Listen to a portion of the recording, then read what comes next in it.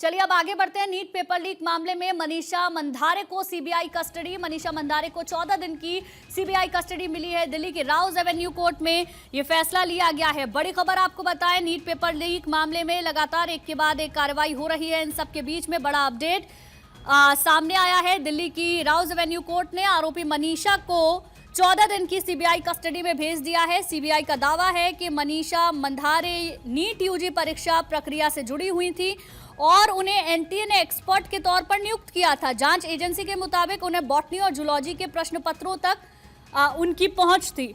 CBI ने बताया है कि पुणे में अपने घर पर कथित तौर पर स्पेशल कोचिंग सेशन इन्होंने चलाए, जहां छात्रों को संभावित सवाल भी इन्होंने डिटेक्ट किए थे। जांच में दावा किया गया है कि इनमें से कई सवाल असली नीट पेपर में मिले। एजेंसी अब ये पता लगाने में जुटी हुई है कि पेपर लीक नेटवर्क में और कौन कौन शामिल था, पैसा ट्रांसफर कैसे हुआ, एनटीए के अंदर तक इसकी पहुंच थी या नहीं। इन तमाम पहलुओं पर जांच पड़ताल की जा रही है।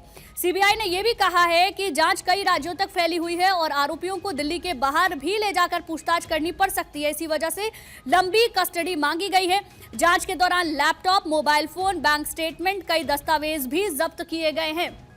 तो इस पूरे मामले को लेकर कार्रवाई लगातार जारी है। मनीष मंधारे को 14 दिन की सीबीआई कस्टडी, दिल्ली की राउज एवेन्यू कोर्ट ने यह फैसला लिया है और कई अहम बातें उन्होंने बताई है। उन्होंने बताया कि एनटीए ने एक्सपर्ट के तौर पर नियुक्त किया था। जांच एजेंसी के मुताबिक उन्हें बॉटनी और जूलॉजी के प्रश्न पत्रों तक उनकी पहुंच थी।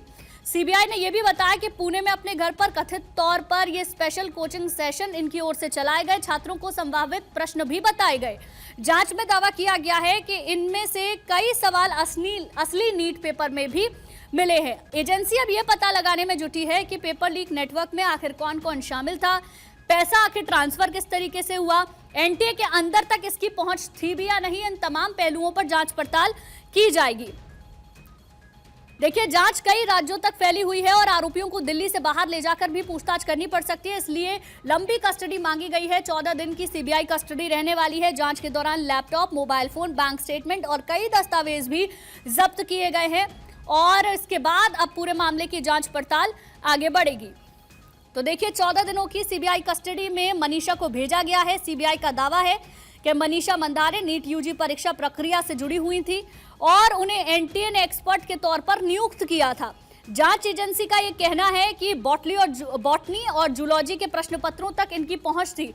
जानकारी यह भी मिल रही है कि स्पेशल कोचिंग सेशन इनकी ओर से चलाए जाते थे, जिसमें वो प्रश्न भी इन्होंने स्टूडेंट्स को बताए थे जो असली पेपर में मौजूद थे। अब हर एक पहलू पर जांच पड़ताल आगे बढ़ेगी। क्या और लोग भी इनके साथ में जुटे हुए थे, पैसा आखिर ट्रांसफर कैसे हुआ, एनटीए के अंदर तक इनकी पहुंच थी या नहीं थी, इन तमाम पहलुओं पर अब जांच पड़ताल की जाएगी।